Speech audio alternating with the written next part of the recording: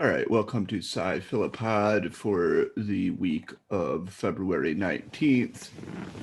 As always, I am your host, Benjamin Weingard, assistant professor at Hillsdale College, and co I am host. your unemployed co-host, Bo Weingard, former professor, still in an undisclosed location on the border of West Virginia.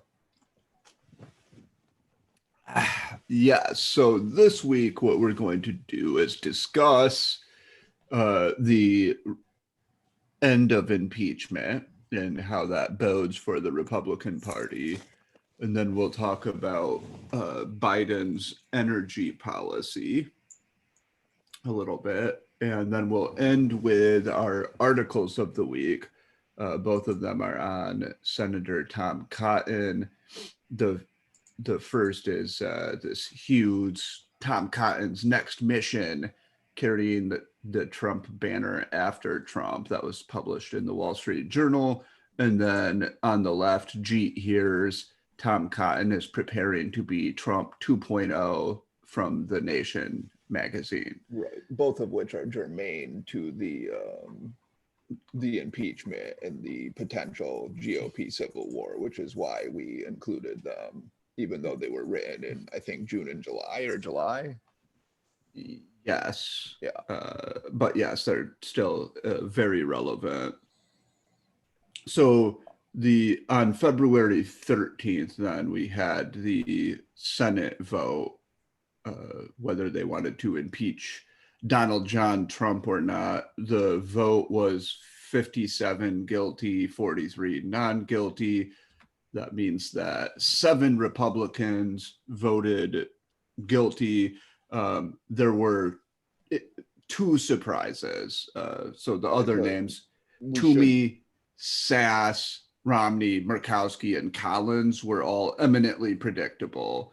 Right. Senator Bill Cassidy of Louisiana and Senator Richard Burr of North Carolina were, I'd say they were, Potentially surprising. yeah, most. Cassidy did vote that it was constitutional. He did. So, but then it seemed as though he had signaled he was going to vote for acquittal, but then he did vote for conviction. Yeah, and Cassidy, I enjoy Cassidy's statement. His statement was just, our Constitution and our country is more important than any one person. I voted to convict President Trump because he is guilty. Yes. Very, So we should very know, straightforward. since last time we talked about this was Friday when the defense made its case. The Yes. defense's case was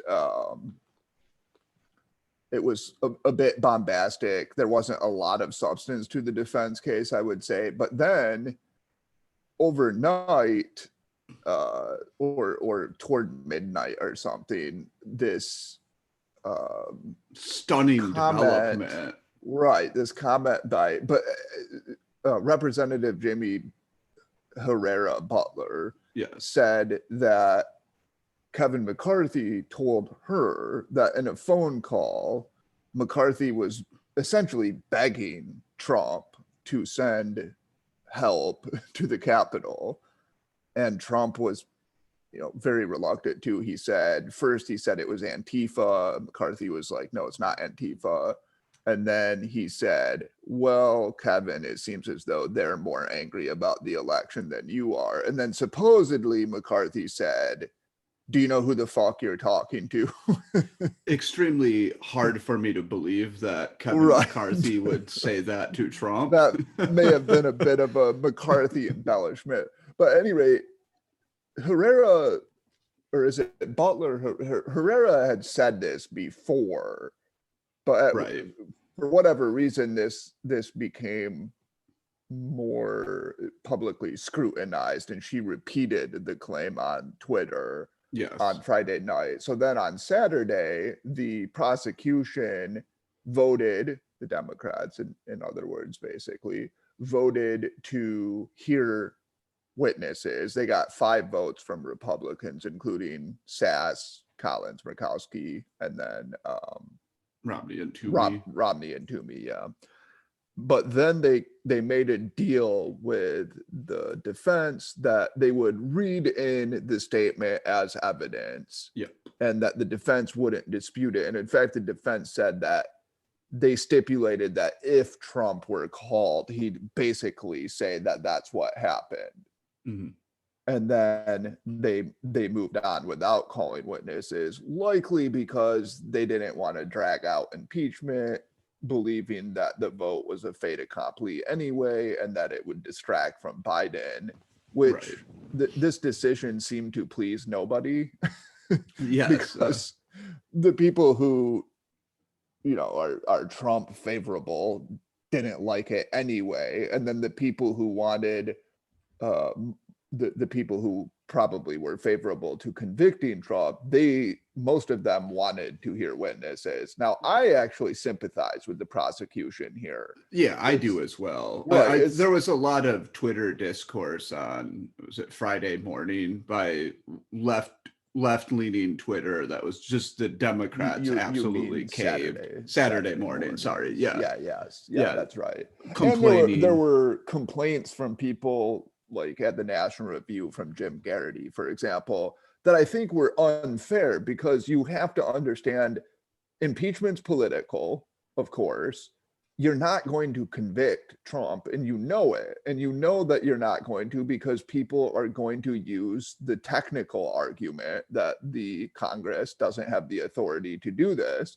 Correct. And therefore, you have to weigh the costs and benefits, and the benefits aren't that high, and the costs are very high, because you start distracting from Biden's agenda, and you may even make Trump more of a potent figure when you keep talking about him more and more than he is. Yes. So I think the calculation that we'll get this read in as evidence, and then after the impeachment hearing, we'll get some kind of a bipartisan commission to investigate this thoroughly. I think that's from their point of view, that's actually a good outcome. Yeah, I agree. I think they accomplished their political goal. Impeachment and conviction. I mean, conviction was never going to happen. Right. And clearly they were aware of that. And now they have a lot that they want to get done at the legislative level, especially passing the American Rescue Plan. And so if we want to look, there is some interesting polling that came out from Morning Consult Politico. So one is looking at how many Republicans want Trump to win the 2024 primary, or would be supportive of him. Mm-hmm. So that number was 54% before the Capitol riot. And then immediately after that, it dropped to about 40% or so. Now it's back up to 54% again, right? So basically Trump, like, in the Republican Party, among rank and file voters, his popularity is about where it was after the election. Notice that this is a pretty, this is a recurrent pattern, right? So you get some heinous event and people are like, holy shit, I can't support this. And then 2 weeks later, they're fine. Right. Well, so probably the most famous example is when the pussy grab tape came out. Yes. I mean, everybody thought it was over at that point. It was everybody's, I'm out. This is too far. Right. And then, a week or two later. To me, the more disconcerting polling, so the same Morning Consult Political polling. So they looked at this item as to what extent do you think the following individuals or groups are responsible, at least somewhat responsible, for the Capitol riot? They asked this January 6th, 7th, so the day of and after, and then February 14th and 15th. So if you look at it, Donald Trump, among Republicans, 41% said he bore some responsibility right after this. So it's 41%. Now it's down to 27%. Compare that to the number of Republicans who think Democrats in Congress bear responsibility. 48% right after it, to now it's 58%. literally more Republicans think that Biden bears some responsibility than that Trump does. Which is just, it's just phenomenal. Like, Can you what? on for a second? Yeah, I'll freeze it. Yeah. All right, so yeah, I mean, basically what just tribalism, right? Just right, rank raw tribalism. Like, yeah, exactly. Like this right. So this terrible thing happens, and it must be that Democrats, because they're the out group, they're to blame. Yeah, I suspect that some of the shifts in attitude have to do with the narrative that's congealed among right-wing media outlets. Right. Yeah, yes, yeah. Well, as distance, first of all, you get the distance from the event effect, right? Yes. And that people just tend to go back to their prior tribalism, and then I guess that's facilitated by coming up with a narrative that helps to rationalize that. I think that's right, because if you look, the Republicans who responded to this right after the riot, they 76% said the rioters were somewhat to blame. That's where you have the biggest gulf between the polls. So February 14th and 15th, fully 85% said the rioters were to blame. So it seems like what's happening is the Republicans, they have this narrative that this was pre-planned, right?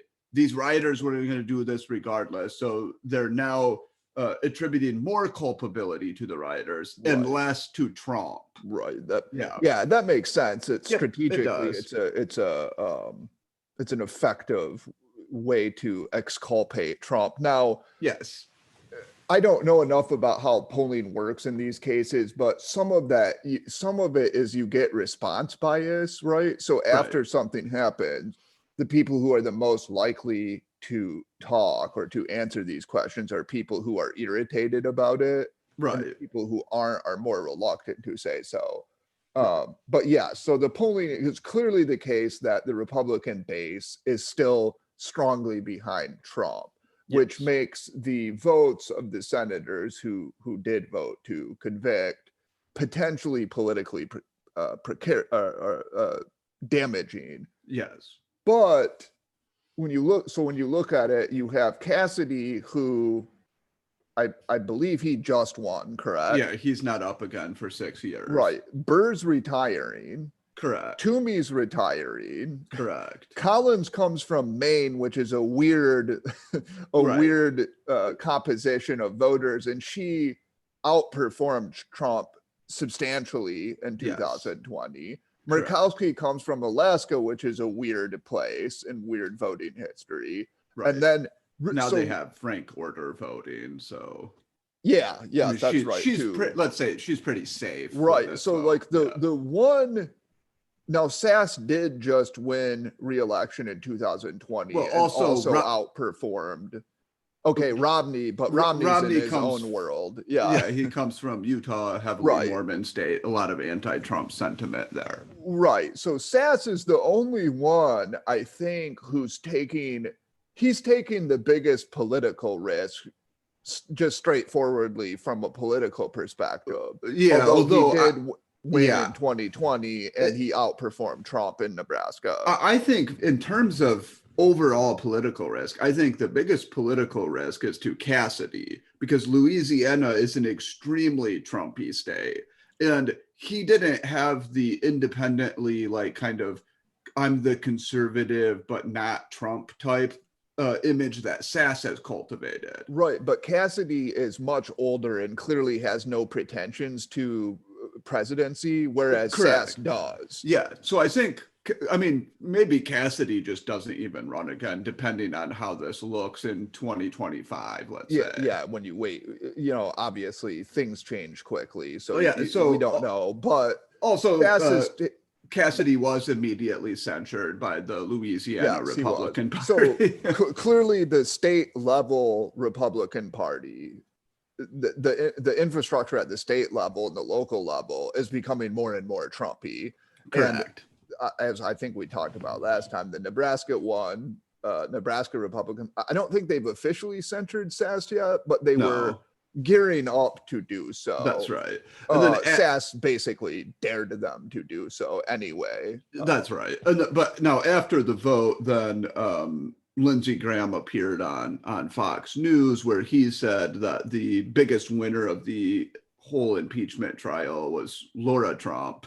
Well, before getting to that, because Laura Trump is in North Carolina, but before getting to that, the really interesting thing, the surprising thing about Saturday, I mean, I guess this witness drama was a bit surprising, but to me, the most surprising thing was that after the vote was done, Mitch McConnell took the floor and gave an absolutely blistering speech against Trump, just absolutely eviscerated him, said that there was absolutely zero question that he was morally and practically responsible for what happened. You know, on and on about his culpability, and then said he voted against impeachment because he didn't think that the Congress had the authority to do so under the Constitution, but he admitted that it was a close question, and he did not begrudge those who did vote to convict, which he basically said was a perfectly reasonable view. And then after his speech, he penned an op-ed in the Wall Street Journal. So he wrote an op-ed, which was basically just the same thing, except for a little less fiery. Now, this was greeted to a lot of different reactions. Most of them, I would say, negative, because people who like Trump, of course, were very irritated and vexed by it. Including Trump himself. Yes, including Trump himself, as we'll get to. But also people who wanted conviction were irritated because they saw this as a kind of dereliction of duty, a rationalization of that. I am going to defend McConnell because I think he deserves defense on this. So I think McConnell really did want to convict Trump. And he floated the trial balloon out and it got shot down really quickly. And so he was in this difficult position. And he decided he disdained what Trump did. He abhors Trump. He abhors Trumpism. But if he loses leadership, it's done. He's not going to be able to fight it. And in fact, it's very likely the case that whoever would take leadership from him would be more Trump sympathetic. So McConnell's calculation is, I'm not going to make myself this just toxic target of the MAGA world yet, but I am going to make it clear that I'm absolutely disgusted by what happened.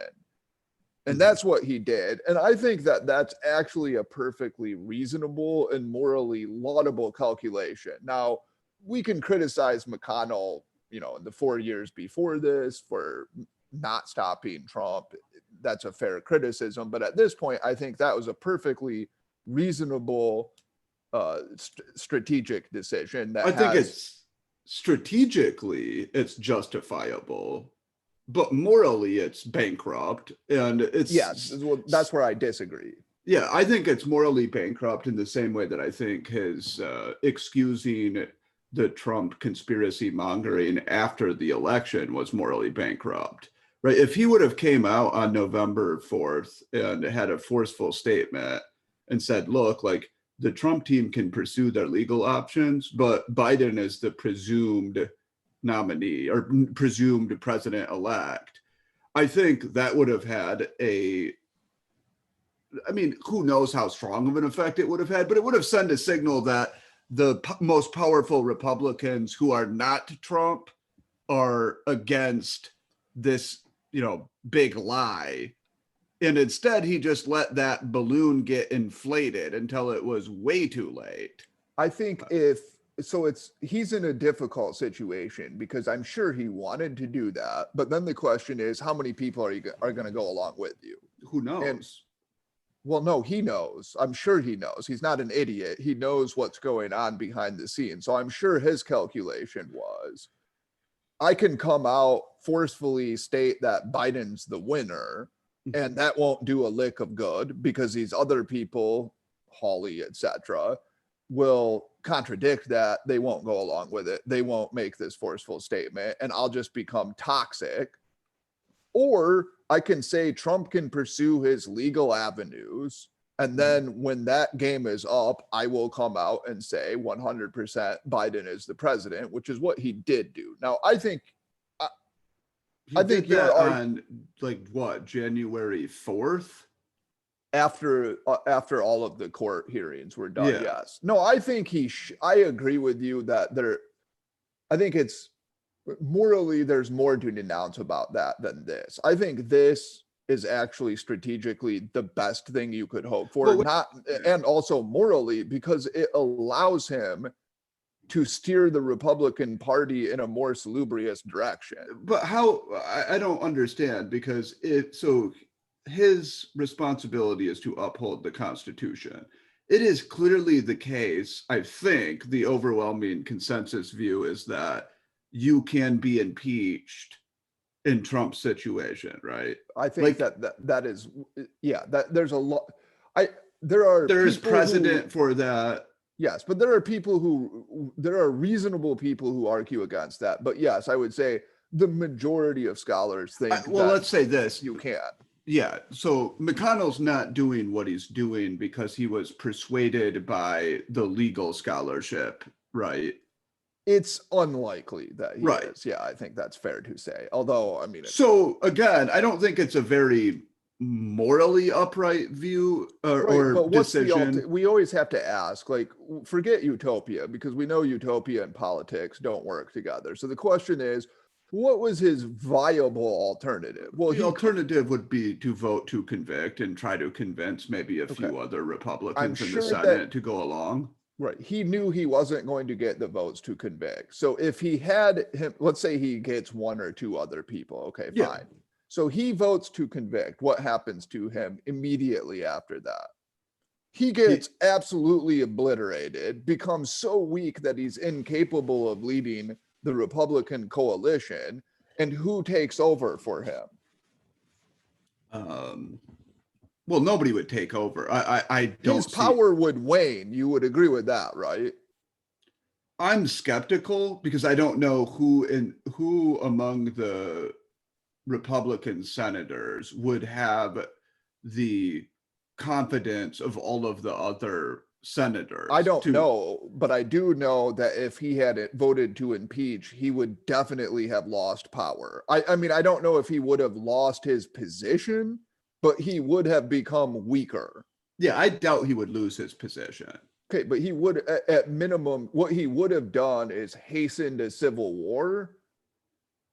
And perhaps, yes. I think it would have weakened his position moving forward. I think his calculation, and this comes through especially in his speech on the floor, is that Trump is going to be hamstrung by all kinds of investigations moving forward. Right. And that those will damage him severely. And that in that period of time, the non-Trump wing of the Republican Party will ascend again.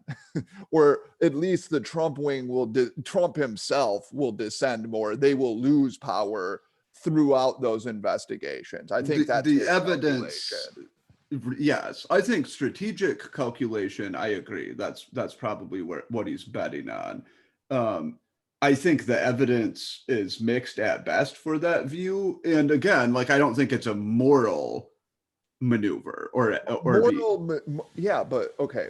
I don't think there's a moral justification for, I think, voting against, like, voting to impeach. Like, first of all, Trump is guilty, right, of high crimes and misdemeanors in their election of duty. Secondly, the plain meaning of the text of the Constitution and historical precedent suggests that unless you have really good argument or evidence otherwise, you can in fact impeach somebody who's not sitting in office, right?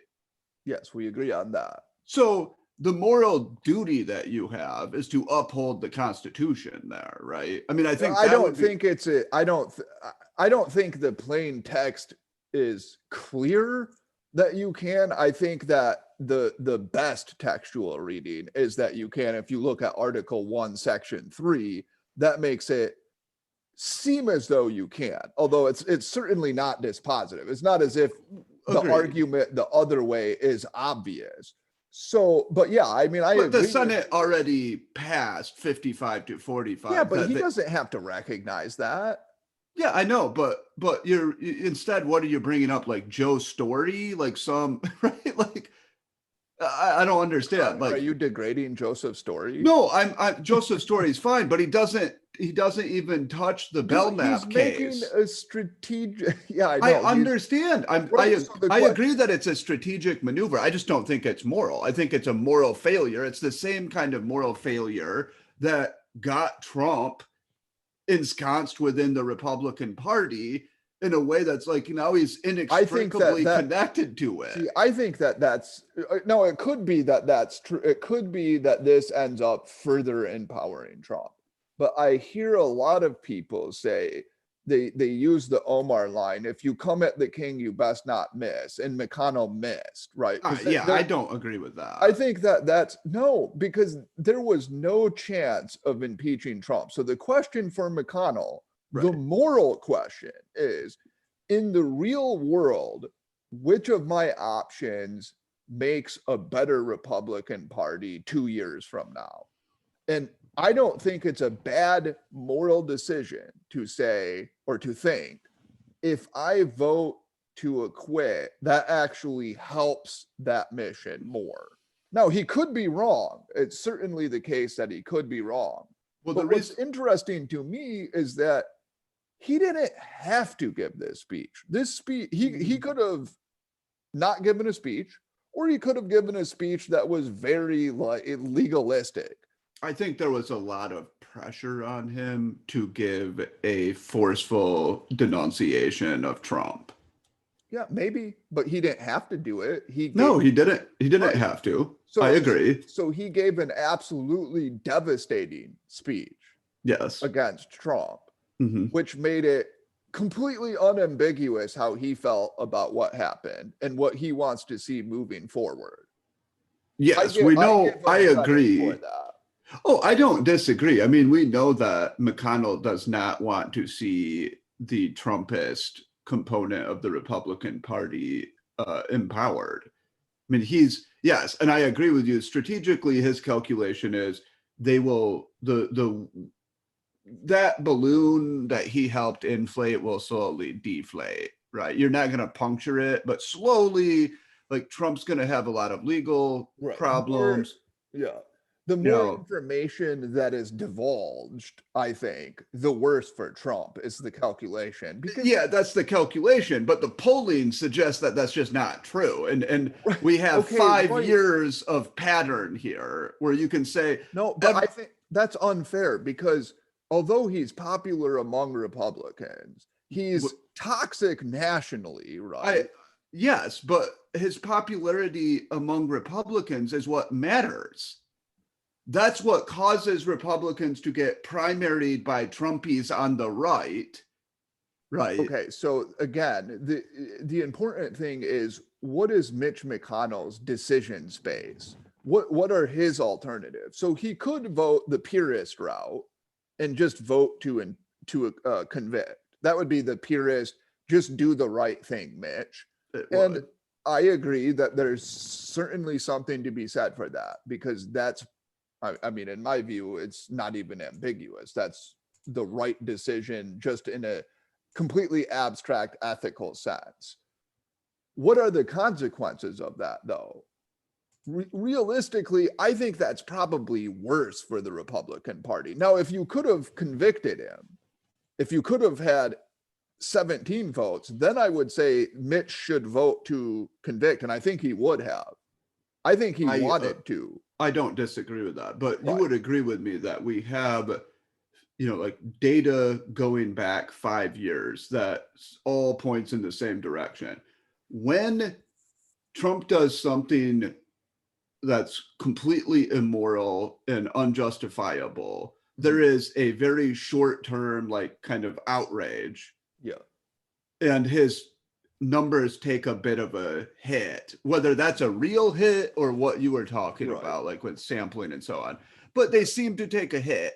And then he bounces back right to where he is. That's happened since he came down the escalator in 2015. I don't understand why the calculus would be this is suddenly going to change now. I don't think that is the calculus. I okay, think well, then he will probably have the same hold over the Republican Party that he has had, right, for the last 5 years, I would say. I don't see any, I mean, maybe slightly less. He's not the president, obviously. Right. The question for Mitch McConnell, though, is, okay, given the dynamics on the ground that I can't deny as much as I want to, because make no mistake about it, Mitch McConnell wishes this weren't the case.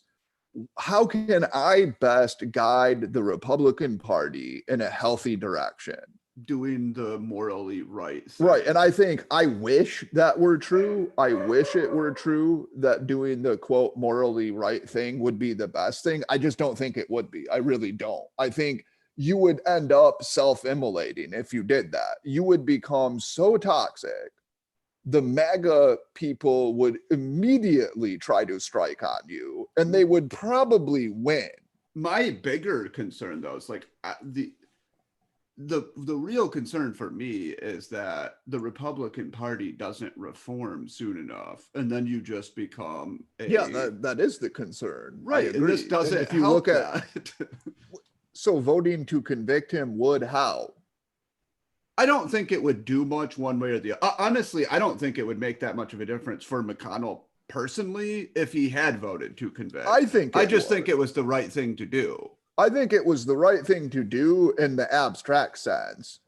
But in the real world, you have to make decisions, unfortunately, that are pragmatic and that are determined by political realities, however painful those realities are. And I think in that decision space, McConnell's behavior, I applaud it, in fact. I think he did exactly what he should do. I congratulate him for giving an absolutely blistering speech. And I think that he's positioned better than he was before to guide the Republican Party away from dangerous kinds of conspiratorial populism. Now, I'm not saying he will, because on the ground, it's hard to fight with that. But he knows, I think he knows what these investigations are going to look like, and they're not going to look good for Trump. And I think he knows that his vote to impeach would not have mattered. So his calculation, again, is I'm going to try to maintain hold on this coalition and guide it in a viable direction. I'm going to let these investigations besmirch Trump even more than he's been besmirched, and I'm going to hope for the best. That's a fair calculation. It's a fair calculation. I mean, it's not the moral thing to do. I think it's a fair strategic calculation. Whether he's right or not is a separate issue. But I don't think that's a moral justification for voting the way he did. Although I would agree that at the end of the day, it really doesn't matter that much. So I don't hold him that morally culpable, right? Like if Mitch were the difference between conviction and not conviction, then I would. Yeah. Yes, and now I just think, it's not moral, but it's like, it's not, it's in the scheme of like behaviors. I wouldn't ding him that much for not voting to convict. I mean, he gave a fiery speech, which I think does deserve credit. I agree. I will give him credit for the speech. Yeah, it was a good speech. We should note that just in perhaps the opening salvo of the Trump-McConnell war, Trump came out with a statement, which he clearly didn't write because it uses the word doer, which I'm pretty sure Trump is not familiar with. It does indeed. But it basically, it blasted McConnell for being a loser, for being a doer political hack. Inside the Beltway player. Right. And, I mean, it's a completely unself-aware comment because McConnell's won election since, I think, it was 84. I mean, McConnell's won many elections, Yes. and Trump just got done losing the House, the Senate, and the president. Right. Presidential And it was positions. McConnell who gave you the Trump agenda to the extent that you got Yes. legislation through the Senate. Well, you got the tax cuts and the judges. Justice. Yes. That doesn't happen without McConnell. Right. You don't need, Right. if you take Trump out of the equation, that passes. You get both of those. You get the 3 justices and you get the tax Right. cuts. Not to mention, you lost 2 very winnable races in Georgia, likely because of Trump's divisive insistence on maintaining he won the election. Yes. So this is what this reveals that I detest the most about the Trump phenomenon, is that it's wholly and completely a personality cult that has nothing to do with actual policy. That's because right. if you were someone who's like, I liked the policy of the last 4 years, you have McConnell to thank for that, right? Correct. Now, you could argue Trump drew some attention to a few issues, and maybe some of the immigration executive orders, which I personally like, and I'm glad that he drew attention to that. You can argue that that's important. Right. Maybe it is, but most of the policy agenda was McConnell. I mean, McConnell's the person who made it possible and made sure that it went through. And Well, it's just right. It's the same thing with Liz Cheney, right? I mean, yeah, exactly. She votes with Trump more than almost any other representative. Right. You should, like, if it's not a personality cult, you should really appreciate Liz Cheney. Right. Yeah, but it is. Notice nobody's attacking Ben Sass because he took some vote on immigration that they're angry with, right? Now, if he voted, for example, for Biden's immigration bill, I would argue strenuously against him. I don't think the Nebraska Republican Party should censure him for that, but you could see, okay, you have a legitimate complaint if he made that vote, but that's not what they're complaining about. They're complaining because he criticized Dear Leader, and they're angry about that. And that's what's so pernicious about the Trump phenomenon. It's not about policy. It's not about winning or any kind of strategy. It's about fealty to one person. Yes. It is. And I think the Graham appearance on Fox News that I was mentioning previously, where he said the biggest winner of the impeachment was Laura Trump in North Carolina, because Richard Burr, the senator who's retiring, voted to impeach. So the idea is Laura Trump will replace him as one of the 2 senators from North Carolina. Graham said he would certainly support her because she represents the future of the Republican Party, and all of the ideas and strength right now lies within the Trump faction, according to Graham. Yeah. Now, what so notice that it's such a personality call that the most favored people are Donald Trump Jr., yes, Eric Trump, and Laura Trump, all because they share his name. Yes. So the way you get status in this coalition is by being kin with the leader. Yeah, which and people to me is vulgar. Right. It is. And there's also talk of like Ivanka running in Florida. Yeah, that's right. So there's another kinship to Dear Leader. Yeah, it's absolute personality cult. That's right. And then the view is anybody who's, the closer you are to Dear Leader, the better you are. And the closest, of course, is related by blood. But then you move from there to people who have had fealty to him since the start. Sycophancy can move you up toward Dear Leader. So Lindsey Graham abjectly humiliating himself by declaring fidelity to Trump often as he can, that puts him in a positive light for the base. It's unfortunate. I guess what we'll say is impeachment. I was surprised to conclude on this issue, I was surprised by the force of McConnell's speech, and I was happy about that.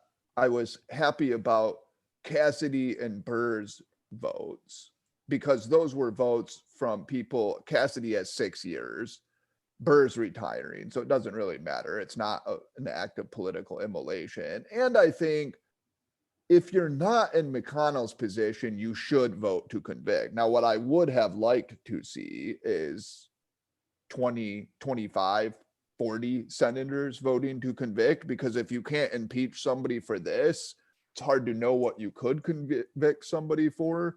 But at any rate, that wasn't going to happen. So I'm actually, I'm kind of optimistic about what happened there, given my expectations, which weren't very high, but I'm worried about the future of the GOP still. Yeah, it's especially worrying to me that nobody took a real costly vote there. Like, I was surprised about Burr and Cassidy, but Burr's vote is riskless because he's done. And Cassidy's is as low risk as it gets because he may not even want to run in 6 years, right? Yeah, I don't think it's fair to say that, though, because you still have to live with the pressure and the animosity that you surely knew you were going to provoke. Right. So I give Cassidy the most credit. I actually think that's why his vote was the most surprising to observers. I give as well. Sass the most credit, because I think Sass clearly does care about these issues. And that's right. But Sass views it, I mean, I think he genuinely views it as an Article 1, Article 2 issue rather than a Democrats and Republicans issue. Yes, but he knows that other people aren't going to view it that way. That's right. That's right. Right. They are not. I mean, I guess my overall assessment is I agree with you. I was somewhat optimistic. I give McConnell credit for giving the fiery speech. He didn't have to do that. I give credit to all of the people who voted to convict, but especially I think Cassidy deserves a lot of credit for that vote. And then we'll just kind of see what happens. We'll see if Cocaine Mitch made the right strategic calculation. Right. Right. Well, we'll talk about that when we talk about Tom Cotton. But next item on the agenda is we have the Biden administration potentially versus ? Yes. The energy sector versus specifically fossil fuels. Yes. Right.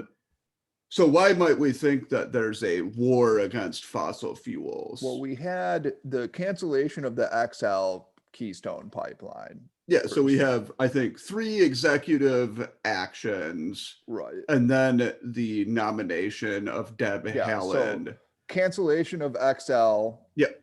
Halt on leases on federal lands, right? Yes. And then what's the other one you're thinking of, aside from the Deb Haaland? Well, so rejoining the Paris climate accords. Oh, yeah, rejoining the Paris climate, which is probably mostly symbolic, as I suppose is the Keystone XL. The leasing seems to have some more bite. Yeah, that we'll have to get a bit in the weeds there. But so he had the January 20th executive order on protecting public health and the environment, blah, blah, blah. That revoked Keystone XL. He said it was not in our national security interest. Then you had the secretarial order that suspended the offshore drilling for 60 days.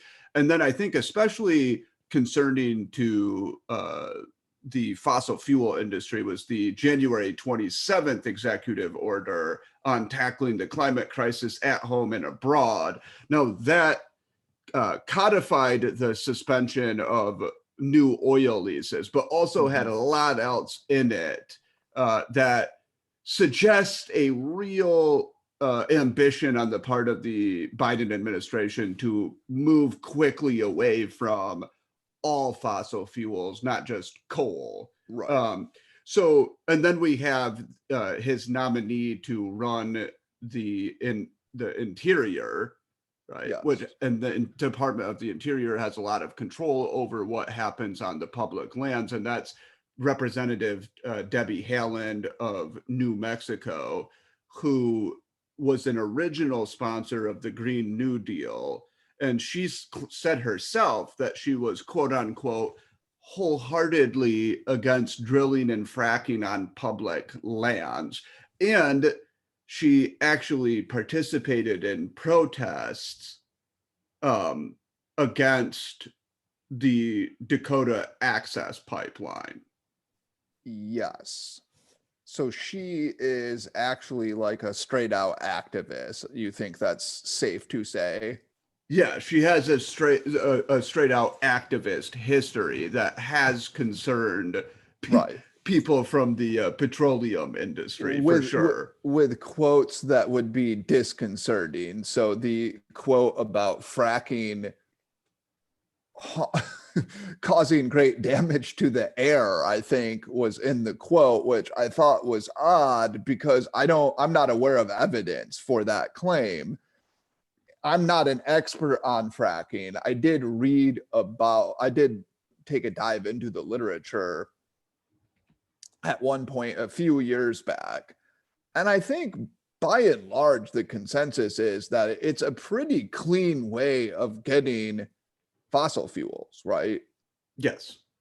And also, I guess you get natural gas that route as well. Yes, natural gas and oil. Right. And it's been very helpful because the ability to get all of this natural gas over the last decade or so that you couldn't previously drill for has expedited the decline of the coal industry. And the coal and burning coal is much worse for the environment than burning natural gas is.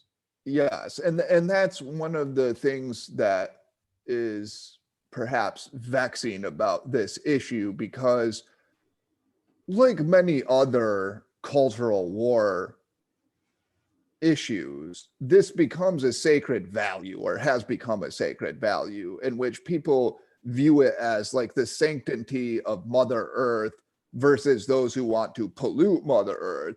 And they see any kind of extraction of fossil fuel as bad in and of itself, regardless of how you do it, right? Yes. And even if, as you said, it actually is cleaner really for the environment, because they just don't want to condone extracting fossil fuels from Earth.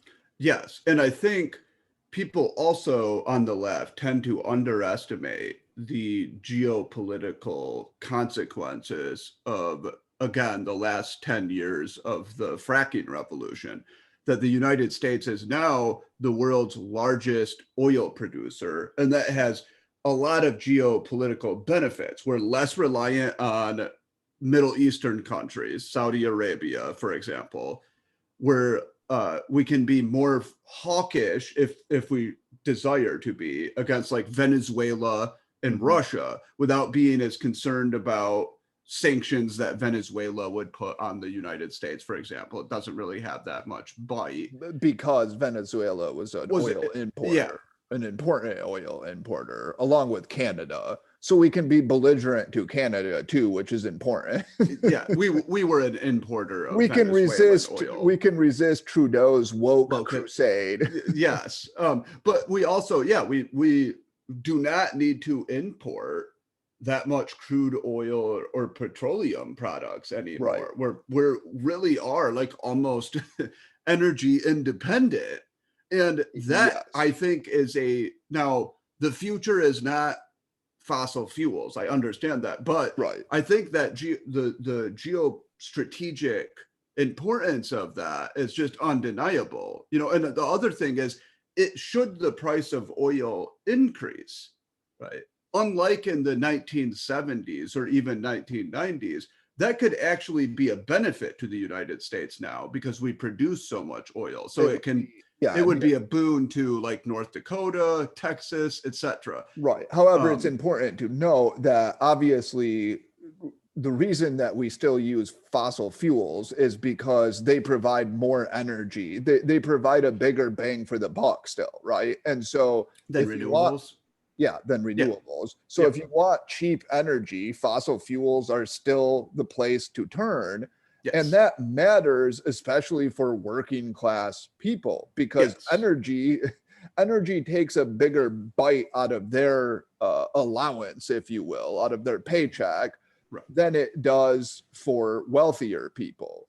And so one can see why, especially educated elites, progressive educated elites, become attracted to the environmental issue, because it seems like this cosmic cause that can bring people together to work against an enemy, namely fossil fuels and those who scar the earth to get them.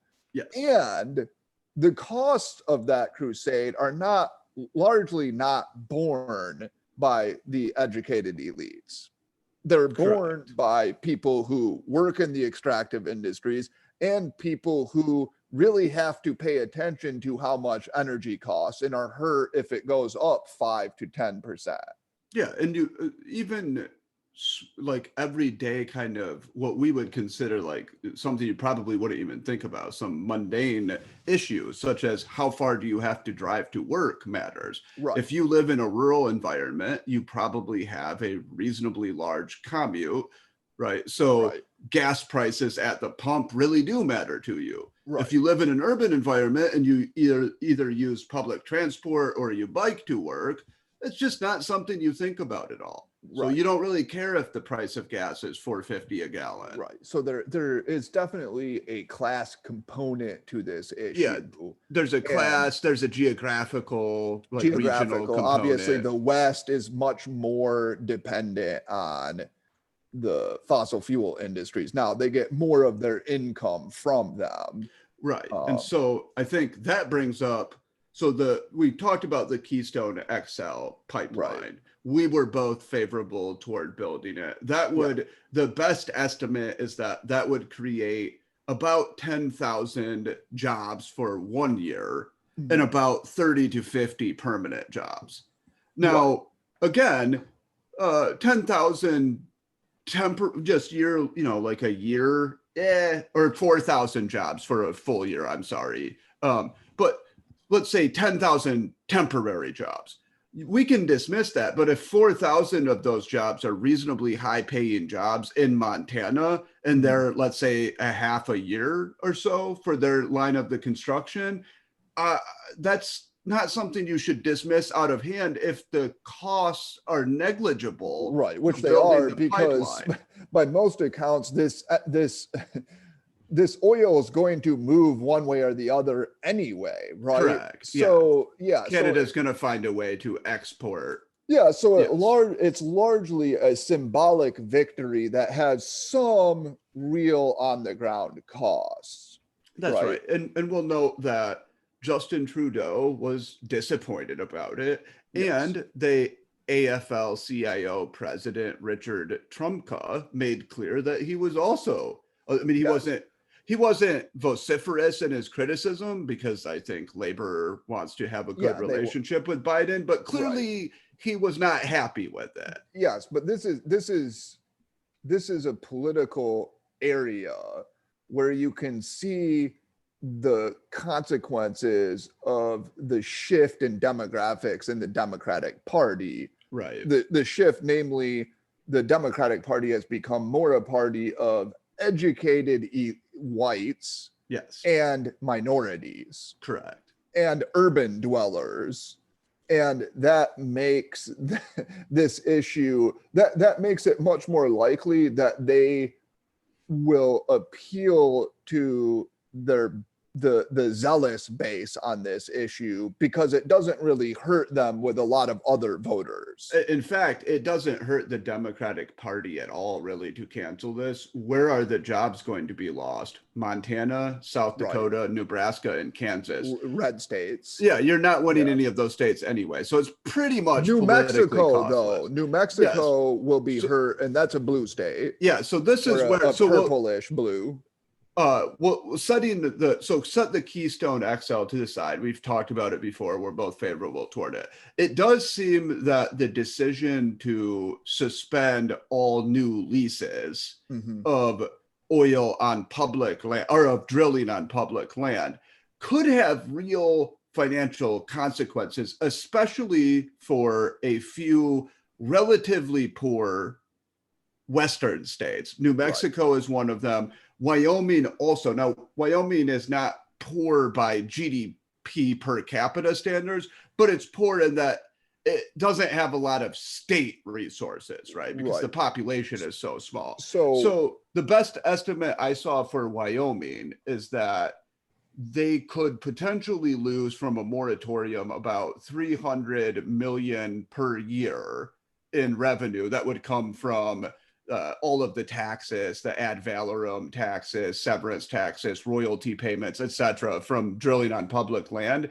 And that's a particular problem because the Wyoming Department of Education relies on $150 million per year from oil and gas federal mineral royalties to fund K through 12 schooling.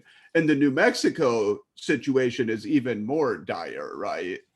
So the Democratic representative from New Mexico estimated they could take a hit of between 400 and 500 million years in the or $1 million in the next couple of fiscal years. And they're an extremely poor state, and their education funding is really dependent on that money there. Right. So that's actually a big deal for New Mexico. Yes. And broadly, about 22% of oil comes from federal lands, but that's about 50% in New Mexico. Yeah, and it's estimated to be 51% in Wyoming, but also 92% of natural gas drilling in Wyoming is on federal land. Yeah, so it seems as though what has to happen. By the way, just as a quick note, we've seen some discussion that the Democratic governor of New Mexico thinks that they might be able to get an exemption from this moratorium. I did not see that. Yeah, so it's something to keep kind of our eyes on, is that there might be some, right? So because the oil companies have stockpiled these leases, right? So they probably for the near term they're okay. It really is going to start kicking in the let's say 2022, 2023. And New Mexico, again, blue state, right? Important for the Democratic Party. And maybe they could work out a specific exemption. I will say that it is the case that the Biden administration has put a lot of effort, at least rhetorically, into thinking about and talking about and discussing their thinking about getting people into green jobs and making this, and actually they promote it as though it's a job creator, right? This green transition will create jobs, and we'll be able to take people who work in these industries and move them into high-paying unionized jobs in the green industries. Yes, that's good, and I'm glad that they have put effort into that, and they do attempt to communicate it. However, sometimes they do that clumsily, and you can see people like John Kerry aren't particularly good messengers for this. No, they are not. So what you want to see, I mean, obviously, slowly we're going to move in that direction anyway. Like, I think that's clear to everybody, including many of these behemoth oil corporations, right? They absolutely. That's the direction. So really the important thing is just making the transition as smooth as possible. And then I think it's not to alienate these people with unnecessary rhetoric and making it this kind of cultural war, which I would argue has happened more on the left than the right on this issue. Yes, and I think now Helen's going to get confirmed. Yes. But that nomination is unfortunate because it Yes. is like a culture. You're selecting someone who is like an explicit anti-fracking activist. Correct. Right. Right. And obviously, yes, that sends a signal to people. And no, like left-wing websites such as Vox said, the Biden climate agenda is much more ambitious than anything Obama felt comfortable proposing. Oh yeah, for sure. Yeah. So That's agree. a common pattern, by the way, that Yes. the Biden agenda is way to the left of anything Obama would have felt comfortable proposing on a number of issues. Right. And so I agree with you. I'm happy that he often talks about coupling, like the slow shutdown of coal in the coal industry with let's provide union jobs in the green energy sector. And they've laid out some ideas. They have this Buy America executive order that he signed, and he's tying that to some of the climate change stuff. I think the problem here is that there's a regional component to this that's hard to deal with, right? So what are you going to do to, people who are directly hurt in New Mexico because you can't drill as much in the Permian Basin? Right. Well, are those the same workers who are going to get these high-paying green jobs? Probably not. Right. And that's the problem with any of these economic dislocations. For example, dislocation you see with free, quote unquote, free trade, but with globalization is that, yeah, it's kind of better for everybody and you do get different kinds of jobs, but the people in certain specific domains, in certain specific areas, they get ruined and they don't transition. Right. It's not easy for them to transition. So you can see why those people would be hostile to this, and if you look, there are some good stories, including a couple that NPR ran about the energy sector in Wyoming. And some of the poorest rural counties in Wyoming are absolutely dependent on money that comes from fracking and the oil and mineral extraction. Like that's basically their only source of revenue. Yeah, and I mean, I get this is just another one of those issues that becomes one of these problems that is exacerbated by the geographical disparity between the Republican and the Democratic parties. Now that Democratic Party is so dependent on urban voters and the Republican is rural voters, because if your base is largely urban, you don't have to worry about this. This isn't going to hurt you. Exactly. So another good example would be the SALT deduction, right? Yes. Because progressive what is the SALT? The state and local tax deduction. So basically it's a benefit for wealthy people who live in states that have a high tax rate, like California, New York, Washington, Oregon, etc. And so you can see again that, normally Democrats are not favorable toward regressive tax policy. In this case, because it's so tied to where their important voters and donors are, they do support the SALT deduction. Although I suppose you could argue, so say you had somebody who was a pro-party philosopher, right? A pro-partisanship philosopher. Right. He or she might say, this is actually a good thing because this means you have these groups who are organizing around their interest. And so, the Democratic Party doesn't care a lot about, what happens in Wyoming, maybe. But there are a lot of people who in Wyoming who have collectively engaged with the Republican Party to fight for their interests. Yeah, so that would be the sort of pro-party argument.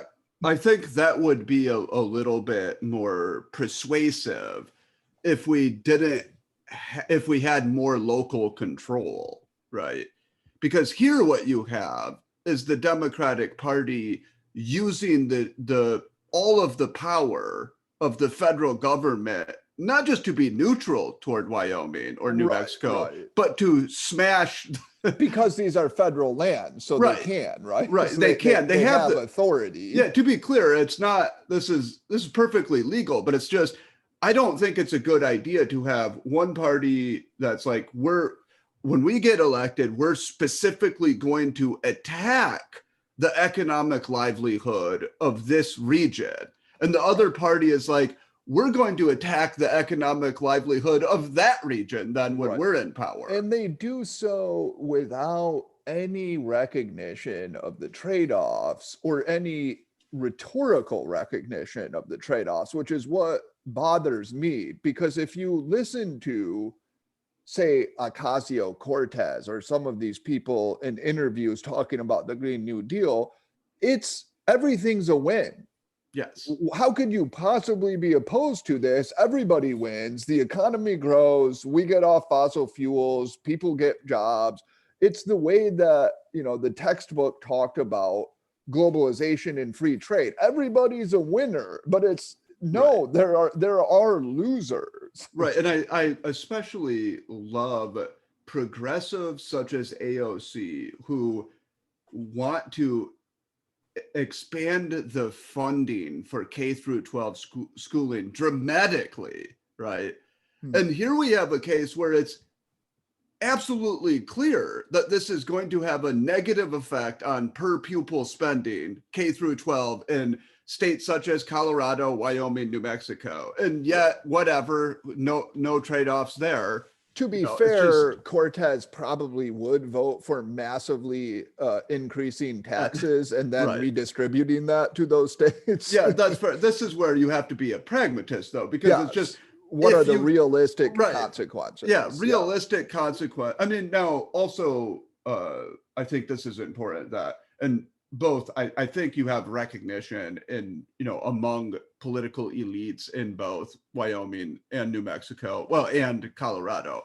They have to diversify their economies and move away from relying on these mineral revenues to fund their schools and to fund the state. They know that, right? I mean, it's not a good, it's kind of the resource curse in a way. They become, especially New Mexico has become dependent over the last decade on. So as with most things like this, the important thing is to smooth the transition and to go slowly. Yes. So that the pain is not acute. Yes. Yes, go slowly, work with the states, work with New Mexico so they can diversify their sources of revenue, boost their rainy day fund so they can use that if they need to, etc. Right? I mean, there's a way, I mean, there will be some cost no matter how you do it, but I think you can do it in a prudential way and it won't have that much of a negative effect. Yeah, and then just in like the general cultural war, from the cultural war perspective, I think the thing here is that a lot of people view the environmental obsession of the left as just one more example of this symbolic quasi-religion that just displays a disregard for people who have to work 40 hours a week to put food on the table. In the view of the right? The voters see it that way as this, and this is why they glom onto examples like John Kerry's flying across the ocean to pick up a medal for the environmental, his environmental achievements. And Leonardo DiCaprio flying around on a private jet promoting environmentalism, or having parties on a yacht. Right. They just view it as this completely out of touch, elitist hypocrisy. And there's more than a little truth to it. So it's unfortunate. And I mean, I guess you're always going to have these kinds of conflicts, but on the ground, people are actually hurt by this. This hurts states, it hurts workers, and it ends up making what could be a more populist-friendly administration less populist-friendly. That's right. Yeah. I agree. I think the culture war aspect of it is the most noxious component. Like if the Biden administration were just willing to throw a few symbolic victories Right. to red states, Right. I would feel much better about it. And I think the Keystone Pipeline is perfect because minimal effect on the economy, but also it doesn't have any effect on the climate. So you Yes. might as well That would greenlight be it. one to give the thumbs up to show Right. some kind of goodwill toward those people. Right. And then, yes, yeah, I agree. So we'll obviously, I mean, this is something that's important to the Biden administration. So I'm sure we'll be able to check in again on some of the climate stuff. I'm sure that they're going to try to pass some legislation in addition to the executive action related to climate change. Yeah, best of luck getting that through the Congress. Yeah, I mean, probably some of it will be included in the Build Back Better infrastructure bill that they'll propose later this year. Yeah. So we'll see what happens there. Then we conclude with these two articles, basically both hypothesizing that Cotton might be well situated that to is carry Senator Tom Cotton from Arkansas. Yes, he might be among the Republican politicians who are viable. He might be particularly well suited to carry the Trump banner for the next 4, 8, 12 years. Yeah. So if one views the Civil War as a battle of Trumpist populism versus sort of, I guess you might call it like classical liberalism, Reaganism, whatever you want to call it. These articles argue that Cotton is firmly on the populist side of that equation, but he is such in character that he could unify the establishment, the more Reagan-esque establishment still, with the populist side of the Republican base. And therefore, he is, if you're a progressive, he's terrifying. And we see that in G. Here's piece. Yes. And if you are, I think, a Rich Lowry type, not a populist, but maybe populist curious, somewhat sympathetic to some populism while being sort of in that Reagan tradition of republicanism, you view Cotton favorably. And you see him as a responsible figure who worked closely with Trump, but didn't engage in some of the incendiary rhetoric and antics that Trump did. Voted to certify or against not certifying, so voted to certify, and behaved more responsibly than some of the populist figures in the Senate in general. Yes. Now, I guess, counter to that from more of the institutionalist perspective would be, Cotton is a flamethrower. He's politically disruptive, and he's prone to demagoguery and stuntsmanship. So, well, let's first say, so what is Tom Cotton's story? So Tom Cotton is a very sharp, ambitious person. He went to, I think he graduated from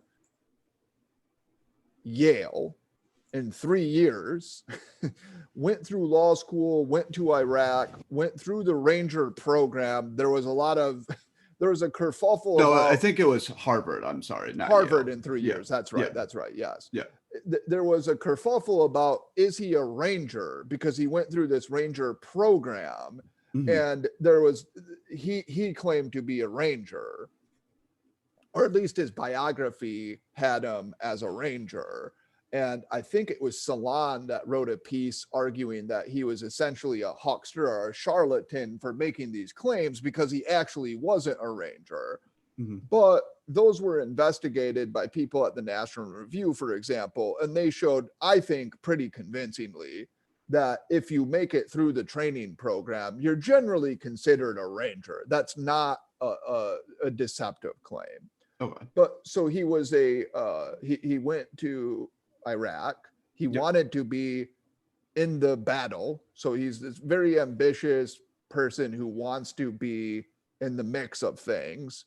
He then runs for, I think he goes to the House for 2 years before becoming a senator. Yeah. So from 2013 to 2015, he was the representative from the 4th District in Arkansas. And then he beat out, was it Mark Pryor? Wait, 2015. I think he gets in the Senate in 2014.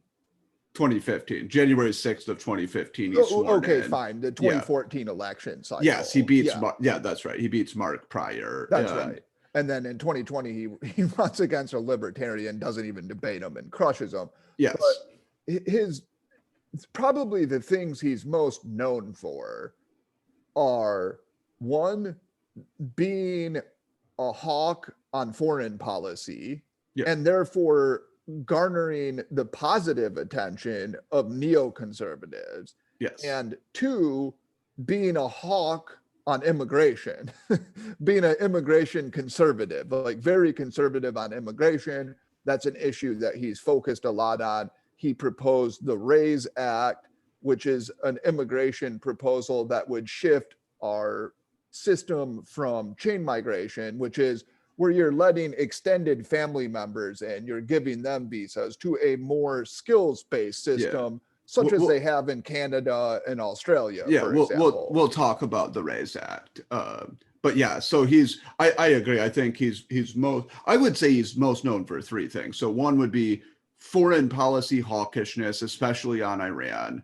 Yeah. Two would be immigration restrictionism. And three would be, I'd say, like some kind of like stuntsmanship, because he has a history of these kind of provocative, stunty type maneuvers. Like I think most infamously, the 2015 letter to Iran condemning, he clearly was against the Obama-Iran deal. Right, just saying, telling the leaders of Iran, hey, if somebody else gets elected, this isn't going to stick and it's just going to be reversed. Yeah.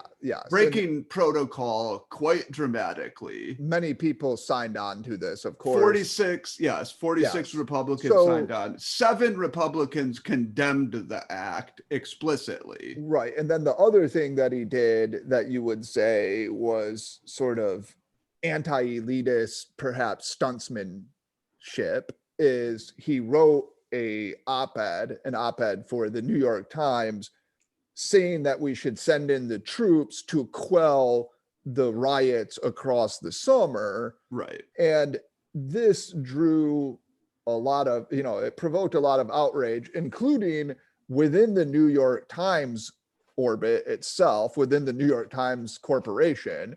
Yes. And many writers said they were made to feel unsafe by it, especially they said they were concerned for their colleagues of color who were made to feel unsafe about this. And this eventually led to the resignation or the stepping down of the opinions editor, James Bennett. That's right. Cotton did seem to take particular glee in the meltdown at the New York Times that his op-ed caused. Yes. Leading one to ask, did he, in some sense, foresee this?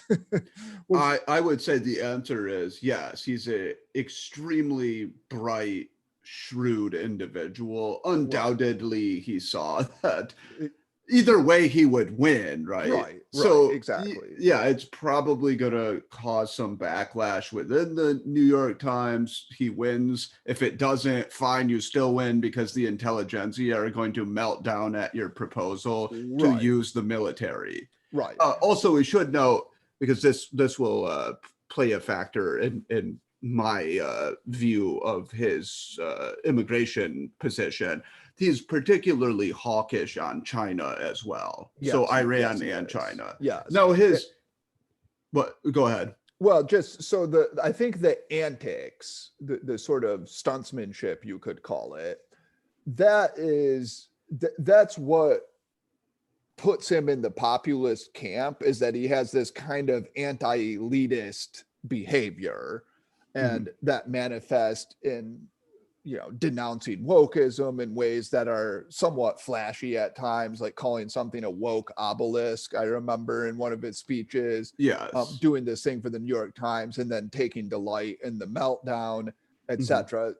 Also, the immigration stances, the immigration stance is another component of his populism, because his foreign policy views are actually a little bit out of touch with the more nativist populists. I would say they're actually on the substance, especially the hawkishness on Iran is way out of touch with the populist base.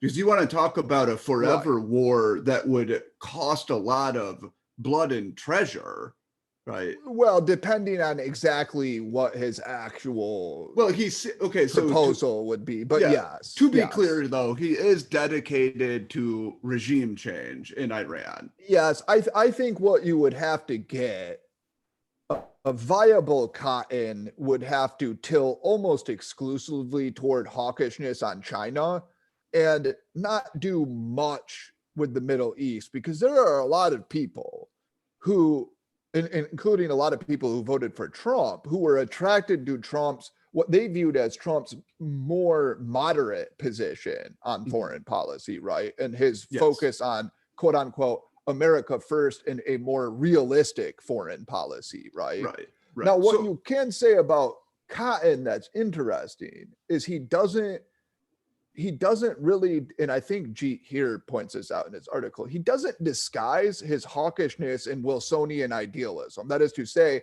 he doesn't talk about spreading democracy per se. He really views foreign policy just as complete combat and power relations and is just hawkish in that sense. Yes, agreed. Which may differentiate him enough from the disastrous school of neoconservatism. Right. That's what I was thinking. I think another issue that Cotton has is scratch beneath the stunt surface. And he could reinvent himself, but he's very much a donor class favorite type, right? He's very much a traditional Republican on most of his policy views, right? Like he has 82% rating from Club for Growth, 80% from Chamber of Commerce, 9% from Planned Parenthood, 3% from the League of Conservation Voters, 0% from the Human Rights Campaign, and an F from the National Organization for the Reform of Marijuana Laws. So that's another note about Cotton, is he's very hawkish on drugs as well, including marijuana. He's so hawkish on criminal justice that he argues that our problem is not over incarceration, but rather under incarceration, which I think he's actually right about, but that's a separate discussion. But also the issue on which he deviated from the Trump administration was on criminal justice reform. He was against it. Which he was against. Also, he deviated because he was more hawkish on foreign policy generally. Correct. Yeah. But in that sense, so he's mostly a traditional. This is why I think he's uniquely placed to unite the disparate factions on the right, because although he's you can see the Reagan mold there, and it's not as if he's out there fighting for a bigger government or something. He has a lot of rhetoric aimed at working class people and talking about how immigration hurts working class people. And he denounces elites a lot. And he has recently proposed with Mitt Romney an increase in the minimum wage that's coupled with a e-verify guarantee and a guarantee against hiring illegal immigrants. That's like a very a good way to combine all of these sort of factions. I think Yes, it's a smart way to do it. I would love to have more to talk about on that, but they haven't Yes, released they any have details. not. Unfortunately, it's not clear what that will actually amount to. Yeah, yes. Right. Yeah. So, and also if you look at who his like main funders are, I think it should be somewhat worrisome to maybe the more true populist type. So his second largest donor is actually the pro-Israel America PAC, right? I'm fine with that. Yeah, I mean, right, but populist, true nationalist populist types, probably that's not something that they're as happy about, No, right? see, nationalist populists are mixed on that issue, Well, right? And actually, Trump pretty hawkish on Israel, right, but because they see Israel as this sort of ethno-traditional success story. right, provided that it's my assumption is the reason that they bankroll him is because he's so anti-Iran.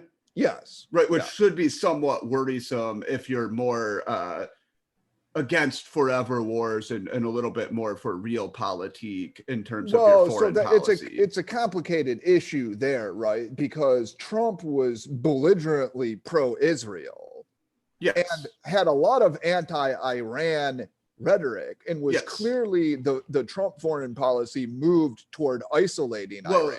I think Cotton had a lot to do with Trump deciding to scrap the Iran nuclear deal.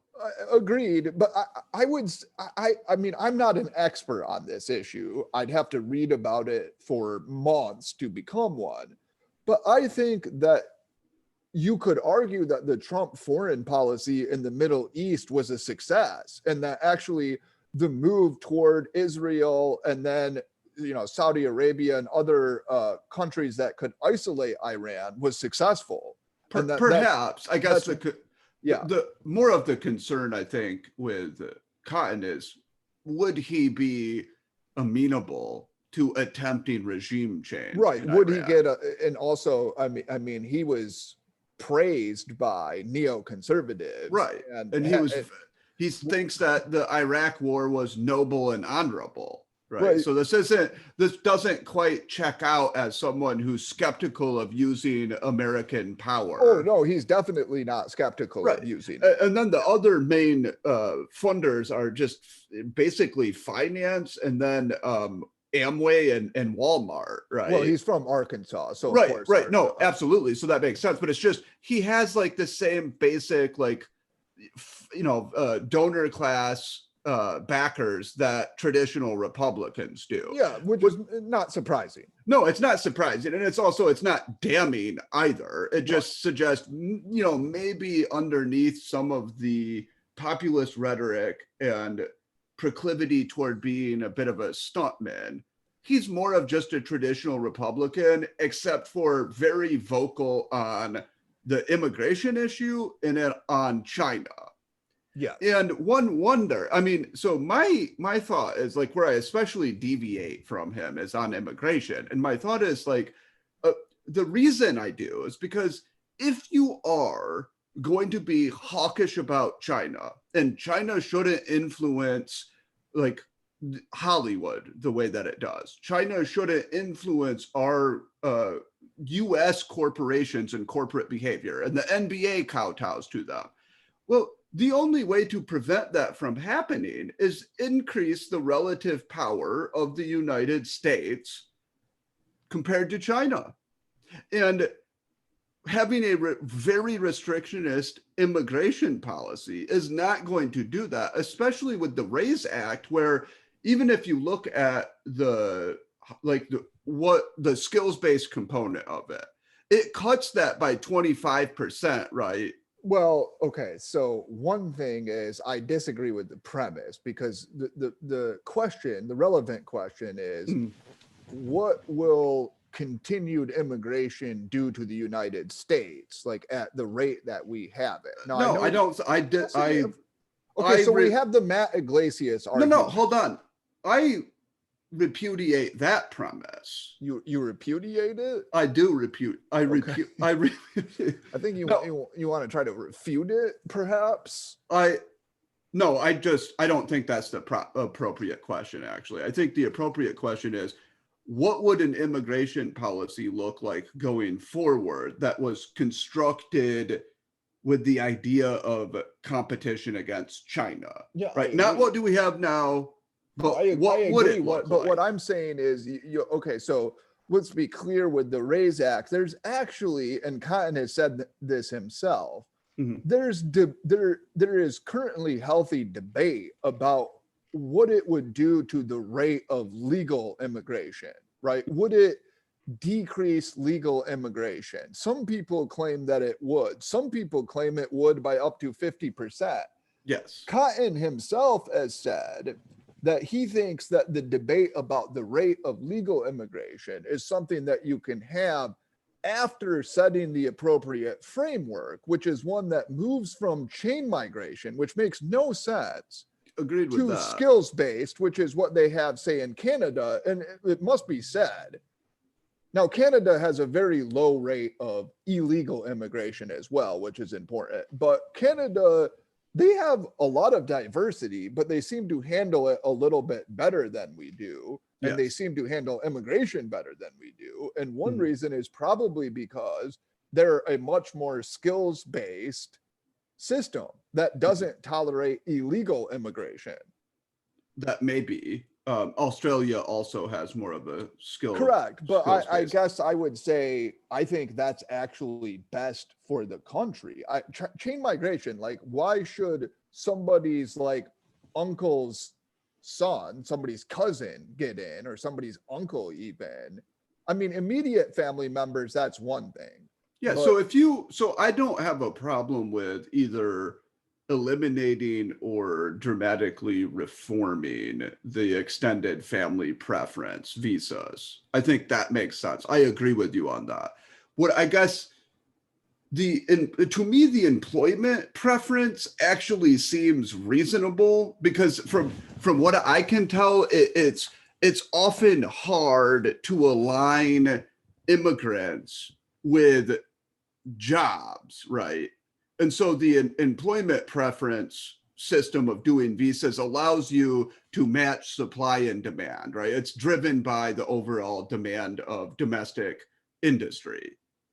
I'm open to that's an empirical question. I guess I'm open to that one. Of course, Cotton's argument would be it's essentially a way of it's good for the elites and for the businesses who have much more power over these workers and who use that power to hold down labor. right. It's not good for domestic labor, right? Right. In the same way that it's good to be from a kind of conservative state that doesn't have labor unions, because you can arbitrage your cheap labor, right? Totally irrelevant, though. No, but it's Doesn't not have anything to do with anything. the overall macroeconomics, I think, are positive from immigration. I think that's hard to argue. Yeah, I agree with that. And it's kind of one reason is because there is a comparative advantage there, Yes. based on, yes.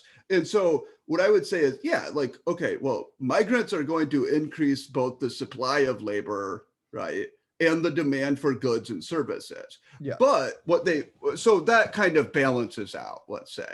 But Yes. the one thing that we know that they do is that they diversify output, and it leads to a further division of labor. Yeah, I Right. think that I think Cotton is wrong on the economic arguments, and I think the reason that he's wrong, he's largely wrong. There is a little bit of truth to certain subgroups probably get hurt in a temporary sense Right. by immigration. And that's obviously why capital likes immigration, because it does change the power structure. It gives capital more power and they can pay a little bit less. But overall, Especially for low skilled work. especially for low skilled work. Overall, I think the evidence is absolutely conclusive that immigration has been a boon to the American economy for the past 40 to 50 years. My concern with immigration has nothing to do with economic. I mean, I'm willing to listen to people who complain about the economic effects on subgroups, and I take that seriously. But in general, my concern with immigration has nothing to do with the economics. No, I know that yours Cotton doesn't. has to use that rhetoric. But I do think there is that fundamental tension. Like, look, if you want to go kind of nativist and more restrictionist and populist, that's fine. That's an option, but that means that you're going to have slow national decline and you're going to become more like. No, because again, but okay, first of all, to be clear, we can debate the inflow, the numbers after setting up a system that's more rational than the one that we have, which I think even a lot of people on the left who aren't activists, who know the immigration system, will tell you it's not rational in the sense that the chain migration is not thinking about national interest. I 100% agree. Right. So let's say we have the sort of contours of the RAISE Act, and then we can debate numbers. But economically, the RAISE Act is a step forward, not a step backward. And it doesn't have to, although I'm restrictionist, it doesn't have to be. Well, the point system is bizarre. I mean, when you look at it, some of the item, like why, like this is just like arbitrary almost, right? Well, we can debate about individual, how they score it and individual things, but the general framework is let's make immigration about national interest. Let's ask. I don't think that's Cotton's framework. Cotton's framework is let's restrict immigration. Now, it might be okay. I don't think that's so. True You at think all, that you'd have more immigration with Tom Cotton than with No, I'm not saying that. I'm saying that okay. The so fundamental goal of to combat China, you need to increase immigration. Right. I disagree with that. I think that that's wrong. Okay. Well, but I mean, I guess I don't know how that's wrong. I mean, the United States. Because I think more immigration makes the country weaker in the long run. Okay. Now, right. So that's an argument, but I think actually the argument there would be, look, we actually, regardless, we're not going to be able to compete effectively against the rise of China. They just have too many people, right? They have a incredibly large market. There's no, like, Hollywood, of course, is going to cater their movies to the Chinese market. There's just nothing you can do about that. So you have kind of two choices. One is you try to boost immigration, but it creates a lot of political weakness, right? Or two, you're much more cautious about it. And that's the safer route to go. Yeah, that's the route I would take. Okay. I have the view that it is possible. It is possible to put up a good fight against China for the next 50 years, but it will require a larger population. You will not do it with the current US population. So what I would do is everything in our power to increase domestic fertility, if that means the Romney Family Cares Act. That would help, I think. Or whatever we have to do. And then I would shift toward a skills-based cultural affinity immigration system. Mm-hmm. I would personally be happy with lower numbers. But I'm not, I think the most important thing is to get the immigration system right on its overall orientation and the question that it's attempting to ask first, and then we can talk about numbers. So if you get rid of chain migration and you crack down hard on illegal immigration, those are two things we should just be doing. What does Cotton want to do with the Dreamers? I actually don't know. I think he's probably pretty hard. I know he doesn't want to give citizenship to all of the illegal immigrants who are here now. Right. I haven't heard him specifically address Dreamers. I'd personally use the Dreamers as a bargaining chip. So yeah. I think you're eventually they're going to get citizenship. and that's probably a fait accompli, and it's also probably the moral thing to do. So I would use that to try to get something for it. Yeah, so I guess I just kind of see the more like the MAGA program seems to me to be internally consistent, right? Because the more kind of populist Trumpy types would be quite dovish and realist on foreign policy and say, yeah, we don't really care that much if But I don't think that that's true. I mean, a lot of Trump's appeal, Trump was very hawkish, at least in rhetoric, rhetorically, but I think at the end of the day that the more consistent populist position is, yeah, China's probably going to have relatively more power than the United States each year going forward. And I think that that's everybody's position who's not buried their head in the sand. Okay, so that's fine. I mean, I'm like, whatever. Like, okay, it's just inevitable, right? So if it's inevitable, it seems like you would want a foreign policy that was consistent with that view of the world. I think you do. But Cotton's is like, no, let's be really like hawkish on the Middle East and Iran and regime change, and hawkish on China, which doesn't seem to me to... I would be hawkish toward China rhetorically and militarily when viable. He's not going to be hawkish militarily. What are you going to do? Well, right. Nobody thinks you're going to launch a assault on China's territory, but where you have to be, I would be hawkish. So I agree about the Middle East. I'm not particularly... But you, just on China, you would agree with me that... So I will stipulate, or no, I will just agree with your prediction. China's relative power will be increased, right? But where the U.S. has a real advantage is we have a lot of allies around the world who actually like us. Yeah. China does not, right? We can take advantage of that and have multilateral agreements and this kind of complex foreign policy based on having a lot of alliances specifically to check China, right? The TPP was an example of trying to do. Yeah. So, but that's very much like in the liberal internationalist tradition. No, I would say it would be in the realist tradition. Well, why Trump certainly had no interest in doing anything like that. Right, but I think Trump went beyond realism into a kind of quasi-natalism. I mean, here's the thing that doesn't make sense in some ways from the sort of Trump framework, which is, why wouldn't you try to ally with Europe strongly? Agreed. Like, that's what you would think you would be, like some sort of Samuel Huntington clash of civilizations. Like, hey, let's be realists about this. But why wouldn't you go hard with TPP?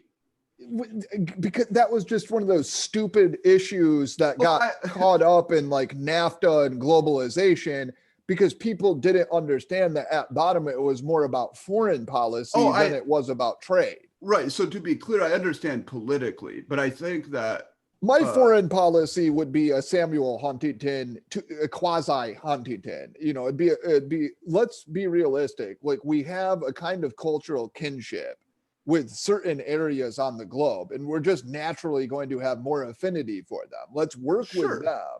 But you also have a lot of countries around the Asia Pacific that are very, you can work with. That you can work with that are very concerned about the rise of China. I think a realism, and this is why I would split the difference between Trump and Cotton's hawkishness, because what I would like to see Cotton's hawkishness become more of a global realism that would form alliances, because the only way you're going to fight China is through these alliances, right? That's right. It. And I think Cotton knows that. Well, also global trade. I mean, we have to be smart about it, but like being connected into the global trading system and global financial system, these things that populists hate are absolutely necessary for combating China. Yeah, so you have to you have to make peace with a certain kind of globalism if you're going to be realistic about fighting Chinese influence, obviously. And in fact, Correct.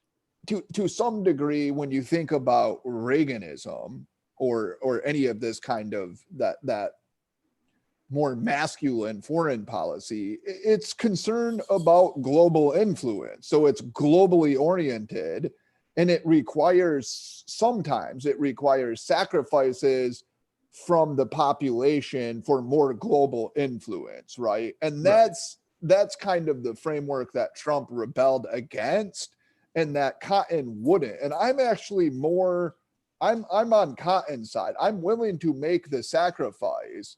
I'm like a Truman type, like we should worry about the global power battle. Yes. And that's something that I do care about.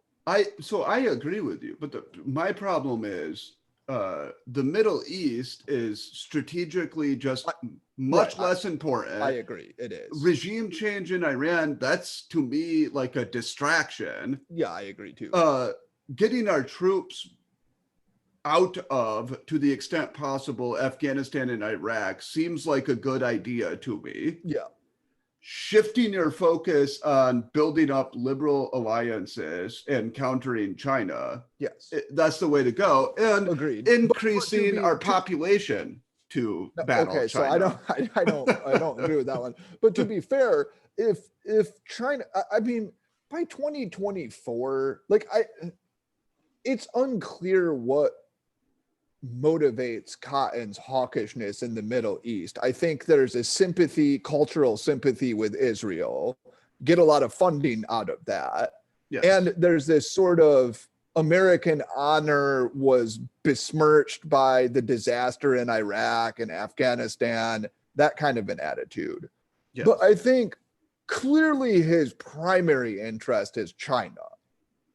Yes. And I think if you're a realist, in just like the psychological sense, if you're realistic about things, you will have to develop a kind of alliance-based system if you think you're going to attempt to check China, right? That's just inevitable. One of my concerns with Cotton on China is that I think because he has this proclivity toward being a bit of a stunt artist, I think he likes the idea of turning that into some existential rhetorical battle, right? Yes, but I think that's, I mean, we saw what happened during the Cold War, right? It was really awesome, and we prevailed. Yeah, but I don't really like the idea of doing the the Democrats are just cozying up to China. Like, who's the real anti-China? I have no problem with that. I mean, that's just like normal. Look, I don't like a lot of things about politics, but in reality, if you're going to have... But Cotton does that in a way that other Republicans don't, that I've seen. Like, he's more hawkish on that and more willing to bludgeon Democrats with you guys like are China so was Richard Nixon, our last great Republican president. Okay, very, very, very, very different time period. But my point is but Nixon was a red baiter. I understand that, and I'm saying I'm trying to avoid that happening again. I don't care about that. I mean, is it?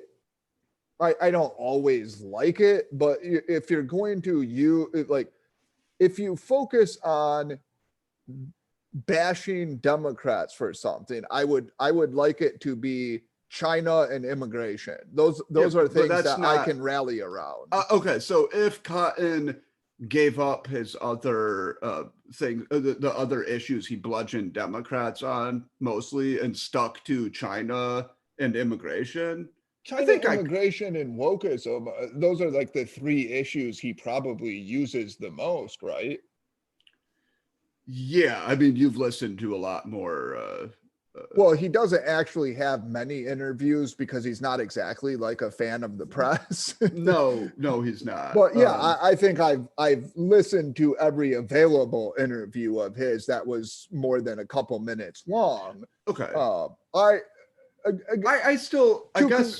I'll conclude on it. My thought on Cotton is that he's a more responsible, less incendiary populist than either Trump or Hawley. Agreed. And he showed that he was more of an adult in the room by rejecting the political stunt of voting against certification. Agreed. He gave us a statement that I think was tendentious, obviously, and partisan, but it was what you would expect from somebody who's trying to hold together the populist wing and who's not going along with the irresponsible stuntsmanship of Hawley and Cruz and others. Yes. And I see him as a figure who's potentially able to unite the strands of Reagan, the strands of populism, the neoconservatives even, or people who are sympathetic with that. I'm hopeful even with people who are more nativistic, and get some sort of weird, I don't know what kind of stew you get out of that, but I think he's the person who's the most likely, the most capable of unifying all of those factions, because the other people you might think of, Hawley, he went too far, I think, with the stuntsmanship and made himself toxic to the establishment. Yes. And Nikki Haley just didn't play the game properly, and you can see she's kind of indecisive, didn't know which route to go, ended up doing this sort of in between Sass and Cotton, which is like the worst place to be, right? So now Trump hates I agree. you. Haley's tragic, because if she had a real like spine and principle, she would have just calculated that condemning Trump immediately would be in my favor, right? I think she's best with this image as a anti-Trump Republican. That would be her best, like Sass lane, like Sass. Right. Yeah. So yes, but anyway. Yeah, so I see Cotton, and also, I mean, on the issues that I care about, immigration, for example, and some, I mean, it's anti-elitist wokeism. I'm not anti-elitist, but I am anti-wokeist. And Cotton is, pardon? Cotton's kind of just anti-elitist, but yeah. Yes, but that takes, I mean, he's a military man, so he understands the importance of authority, etc. Yes. It's really more their corrupt wokeists who are out of touch. I'm fine with that message to some degree. And I think he would be willing to use some top-down methods to fight some of the excesses, which I think is necessary. I think you're going to have to do that. Yes. So for all of those reasons, I hope that he's the front runner in the GOP. Yeah. So my summary would be that Cotton represents all of the contradictions within the Republican Party right now in an interesting way. So if you looked at him in 2010, you would just think basically traditional neocon Republican who's a little bit darker and more pessimistic than the compassionate conservatives, right? I think that's fair. Now he's a bit more populist, but he doesn't really have any populist progressive economic agenda. And on foreign policy, I think you see this real contradiction between pursuing national greatness and liberal internationalism and working with our allies and broadening that, and this more make America great again, use some harsh rhetoric, but have American first foreign policy agenda that's consistent with this America first domestic policy agenda. Well, I would call it realist internationalism. Okay, I don't, right. So I do see, I mean, let's say this, the liberal internationalists, like America greatness types like Nikki Haley, I think they have a more coherent, you could easily criticize it, but a more coherent like worldview, right, at this point than the more Trumpy side that's trying to figure out how do we have a foreign policy that's consistent with our populist domestic policy goals? Yeah. And Cotton's kind of a little bit all over the place there, trying to figure out how do we put this together? Realist internationalism is the answer, in my view. But you would agree that Cotton's not quite on realist internationalism right now. I'd be interested to see what his foreign policy advisors would look like. Yeah, because I think realist internationalism would accept some form of Iran nuclear deal as a necessary evil. I don't know. That's a policy that a lot of even like more left-leaning foreign policy analysts did not like.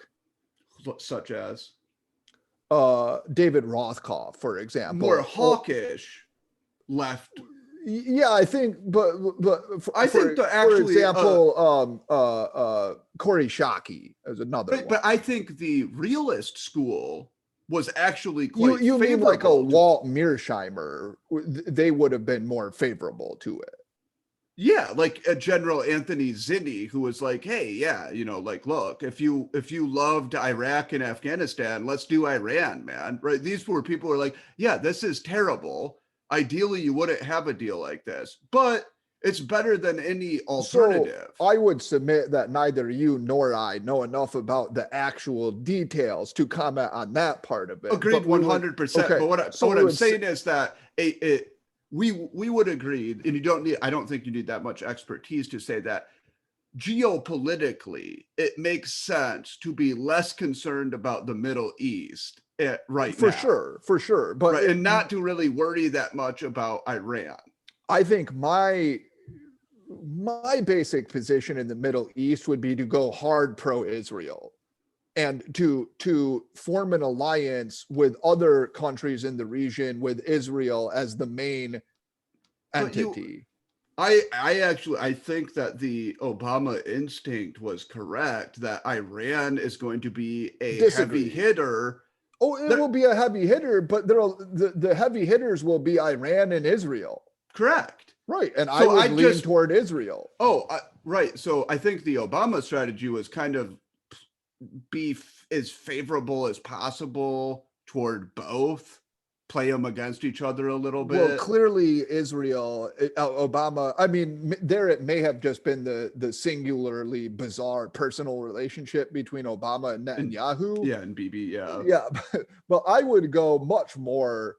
I agree. You're going to have a balance of powers, and the balance of powers is going to be something with Iran at the center and Israel. I'd go toward Israel. So I think the calculation there is Iran has a relatively young population. Yes, it clearly is. They may be on this natural trajectory toward reform. So trying to encourage that to the extent possible is good. And if they did have a regime change, you don't want the new Iranian regime to remember the United States as their enemy. Yeah, who was propping up all of their other enemies in the Middle East. I'm very skeptical of regime change because it's not conservative. You don't know what's going to happen. Right? Oh no, I'm not saying that. I'm saying if they naturally had a revolution or reformation. I agree. I'm saying so a lot of what you get from the people who are more hawkish on Iran, what they say is we're going to squeeze them. Right. Until you have some kind of revolution or overthrow. I don't like that idea. And there I will disagree with Cotton because you don't know what's going to happen when that goes down. Isn't that what putting sanctions on Iran and strongly supporting all of their enemies in the region is designed to do? Okay, so I think people who are smart realize that that's actually not what happens when you do that, because when you put sanctions on, when you tighten the screws, you actually end up giving more power to who's ever in power, because they use it as evidence of the treachery of all their enemies, and that actually rallies people around them on average. So what's the point of doing it then? I'm not an Iran policy expert, so I haven't read enough about that. Well, okay, topic. I will say I think I disagree with Cotton there. Right. So I would lean toward Israel. Okay, so to pull, I guess, back, like my point is overall that just as on foreign policy, there are some contradictory strains within the GOP and within Tom Cotton himself. Is he a small government Reagan conservative, or is he a populist who wants to increase minimum wage? But I've always found this small government Reagan conservative very bizarre, because Reagan conservatism is huge government. It's just military. Yes. Right. Yes. And notice that the real conservatives, in some sense, quote unquote real, from like the 40s and the early 50s, were very opposed to like Truman, Eisenhower foreign policy, right? They were the senator from Ohio, Robert Taft. Yes. To be fair, that was a strain of I know it was a strain, but what I'm saying is like that to me is actually, you could argue that that's more small government conservative. It is more small government. It's weird that you somehow manage to combine, hey, we're small government, but also we're huge government for the military, right? Right. Which is what Reaganism, if you call it like, let's say Reaganism, just for shorthand, that's what Reaganism ended up being, is actually huge government, but just oriented toward the military. Yeah, so basically small government when it came to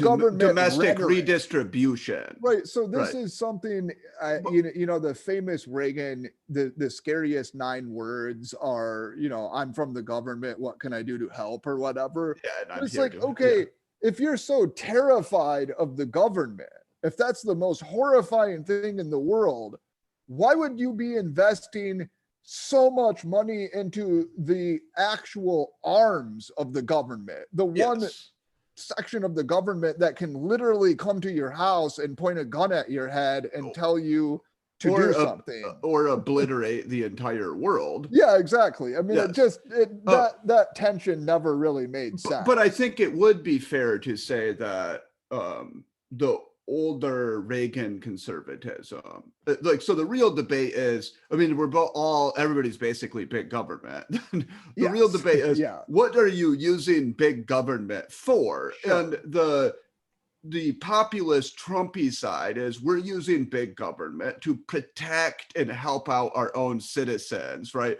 From the ravages of economic decline, trade, the elites, etc. Ethnic decline or change.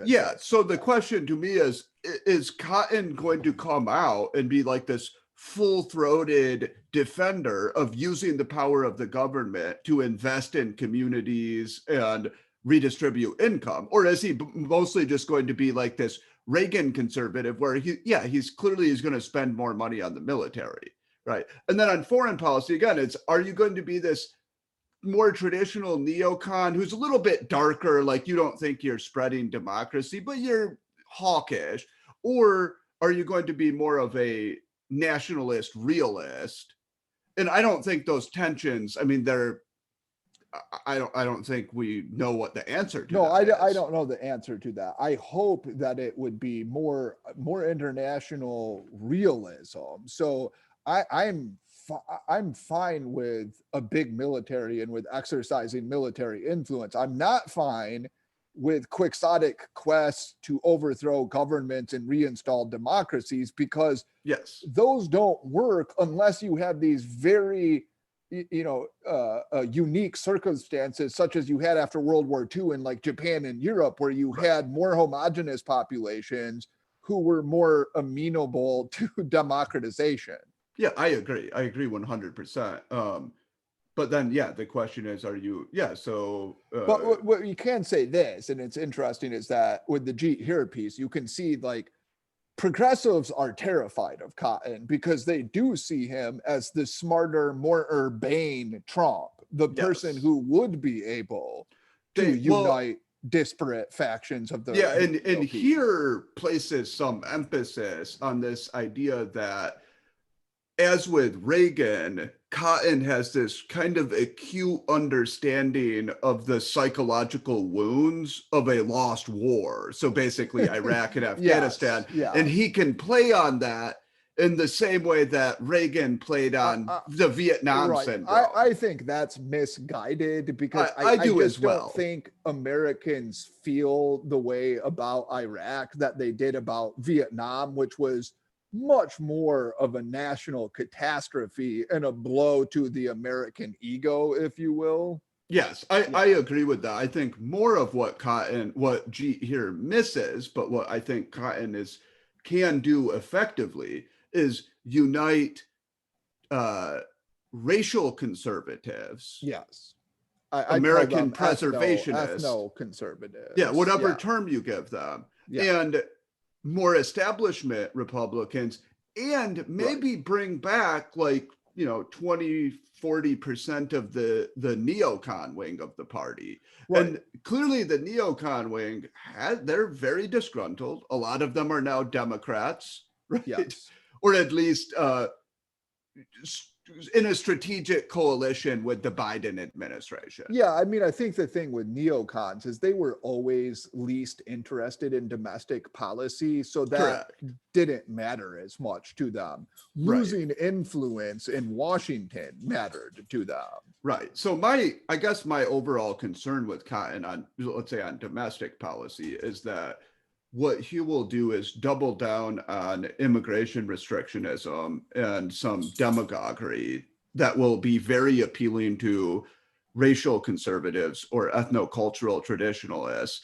And he can appeal to the establishment, more actually philosophically small government conservatives, and not actually reorient his domestic policy to deal with like the scourge of globalization or inequality or monopoly power, etc.